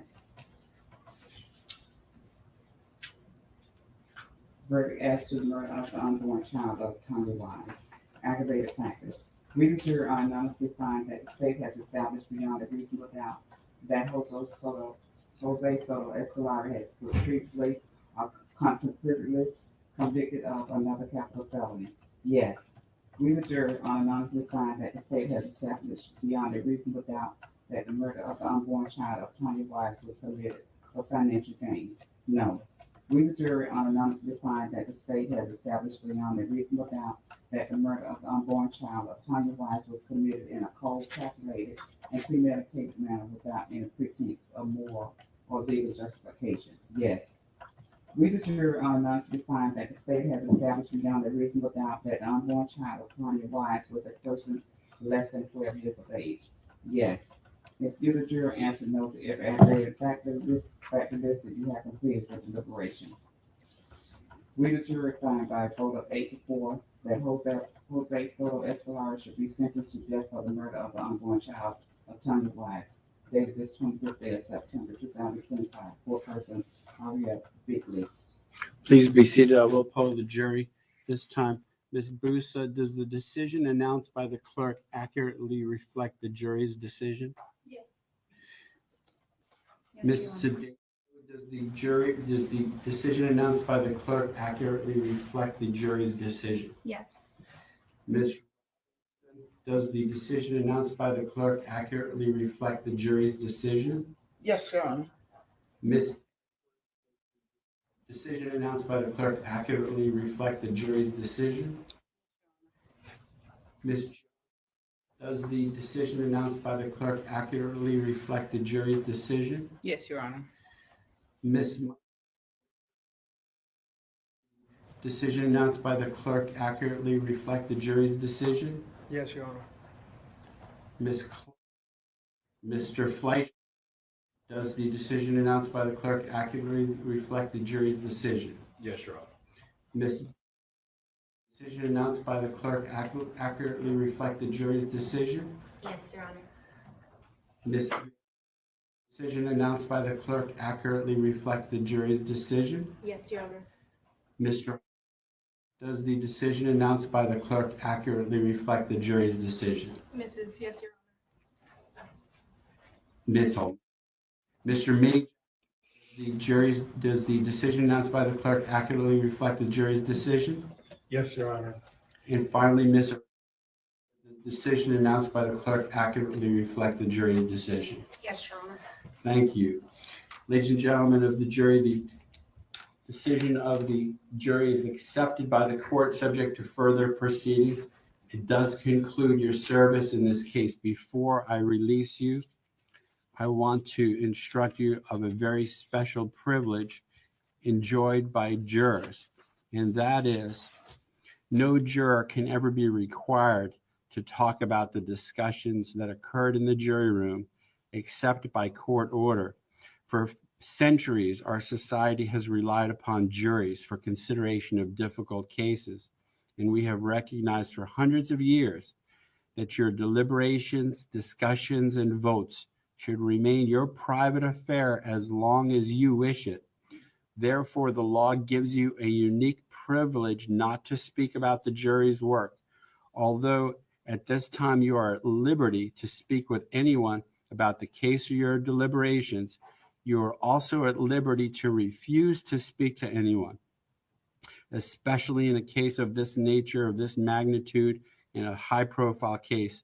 A request to discuss either your verdict or your deliberations may come from those who are simply curious, or from those who might seek to find fault with you, from the media, from the attorneys, or elsewhere, and it will be left up to you to decide whether to preserve your privacy as a juror.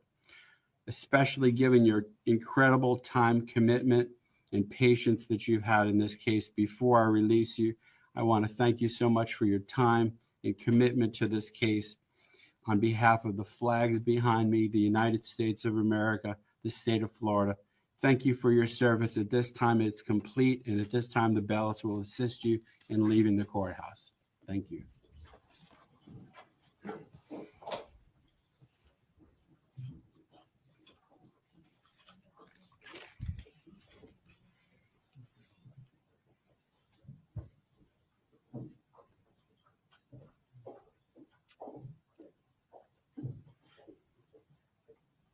Now we get to hear if the judge is going to follow their recommendation of the jury, which I suspect he will.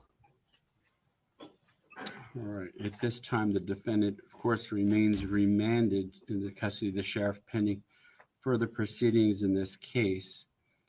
You maybe all be seated.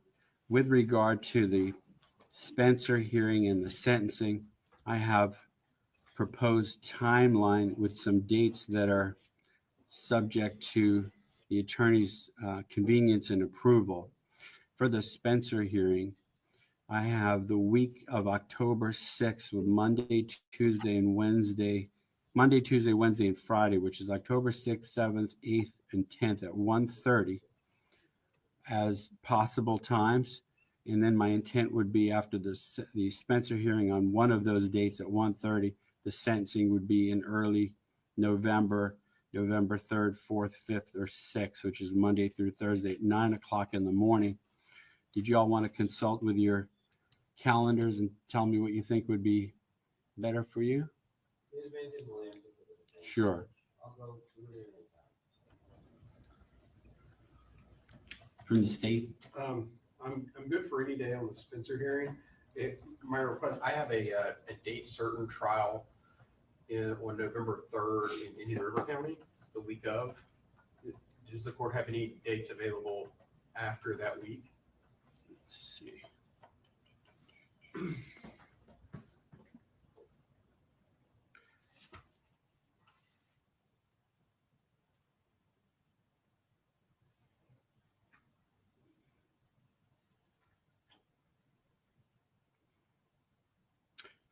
If you just need to be in trial, Mr. Cormier could be here just for the sentence pronouncement, because there'd be no attorney involvement in that.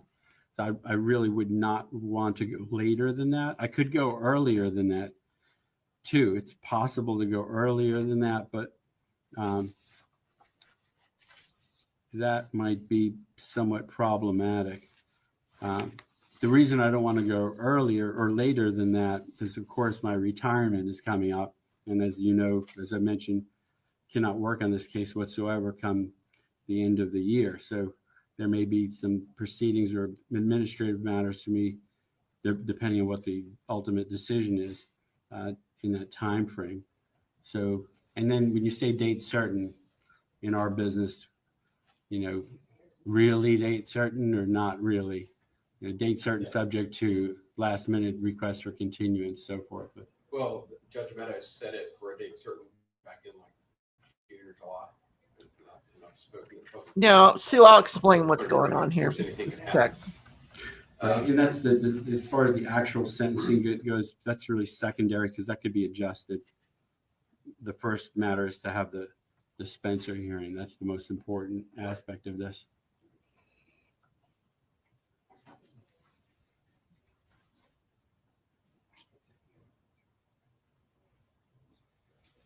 You're looking at your calendar, Ms. Minton.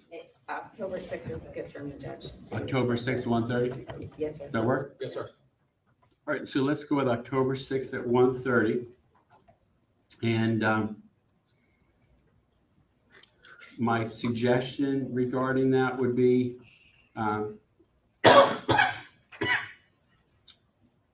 depending on what your request is, you could either get your arguments orally or in writing or both. If you are going to do them in writing, it might be better to get them to me a bit earlier than that, just so I can ponder them before I, come to court if I have questions. But either way is fine. There's really no set procedure there. Also gives you the opportunity to present further evidence by the defense at that time. All right. Anything else for us to address at this time until we come back on the Spencer hearing? No, sir. So, no, Mr. Richardson, do you want to address count 3 and 4? There's 2 remaining second-degree murders from a previous information that was filed. The state will not somehow process both of those. Okay. All right. We'll see you then October 6th, Monday at 1:30 for the Spencer hearing. Yes, sir. Thank you. Thank you. All right. So court will be adjourned until that time. That'll conclude our proceeding for today. Well, that was interesting. So in Florida, let me just change this here. In Florida, you are entitled to, if the jury recommends the death penalty, before the judge makes his decision, every defendant gets to have a Spencer hearing where they are allowed to present more evidence. And it's the same thing we sat through for the last 2 days, where they'll, bring forth any further mitigating factors, and the judges basically, it just gives the judge time to reflect on whether to impose the death penalty or not. Because this was, like I said, this was not a unanimous decision. If it was under the old law where it had to be unanimous, he'd be doing life in prison without the possibility of parole. Interesting that 4 people said no, 8 people said yes on both counts, both the mom and the baby. So he's facing 2 death penalties, two sentences of death penalty. They can only kill him once. So not to make light of it, it's pretty serious, but this gives the judge further time to reflect. It also gives the defendant time to, at that time, he'll have an opportunity to speak to the judge. And maybe we'll see some remorse on him. Yeah. Now you also heard them right there say there were 2 additional counts of second-degree murder. Those were pled in the alternative. That's why they were null prossed by the prosecutor, which just means they're just dropping them, because you can't try. You're not going to try them for the same thing. Anyway, so that's why he did not impose the sentence today. They have to have a Spencer hearing. Yeah. So it only took the jury roughly, an hour and a half to reach their decision. Now this puts them into heavy Florida traffic on their way home. Although there have been, they're in North Florida, not North Florida, but northern South Florida, like the northernest part of South Florida. Still considered South Florida, but a very rural area, this trial. The judge is retiring. I thought that was interesting. He doesn't look old enough to retire, not to me anyway. If anybody has any questions or comments, I'll entertain them. That I'm not surprised by the verdict. I don't know what the judge will do, given that it was not a unanimous verdict. It was 8-4. He may be siding on the part of the other 4 jurors, but it was the jurors' recommendation of the death penalty. So we'll see. He'll join those other 58 people that are sitting on death row waiting for imposition of the death penalty. Probably right after the hearing. It's not part of the hearing. At the close of the hearing, if the judge is still not ready to make a decision, he'll schedule a separate hearing. But I suspect he's going to do it right then, because he said he's going to retire after that. So he's probably not going to look at his second date to get him in there for a sentencing. I mean, how much do you want to drag the family through? Good Lord. I don't even know. They still will have victim impact statements. They can come up and make victim impact statements, even though they've already basically made them during this proceeding. They can do that again during the Spencer hearing, and yeah, he'll probably be sentenced right after that. I think that's why he asked for their arguments, or basically he said, whatever it is you're going to do, give it to me in writing so I consider everything ahead of time. That's why he wants to come prepared to impose the sentence on that date. Yeah. So have a wonderful day, everybody. It's 3:40 Central Time, so there's still more day here. So they didn't take up the entire day, but they took the entire day up there. And now the jury will get to go home to their families. And according to the defense attorney, have to live with their decision, which, that defense attorney, he's probably thinking, man, I only had one more juror to convince. I'm curious. I'd just love to know if back in the jury room it was always 8-4, or if it was, oh yeah, Sue, these things, because you can't take this lightly. This is someone's life, we can't take it as lightly as he did, where he was just talking about it in his garbage truck. So that's why they allow for the Spencer hearing. He'll be, in the meantime, if they want to have him examined by a psychologist or a psychiatrist, or, whatever the additional things they want to do, they can do those. And that's not unheard of for them to come back at a Spencer hearing with that kind of evidence. So, yeah.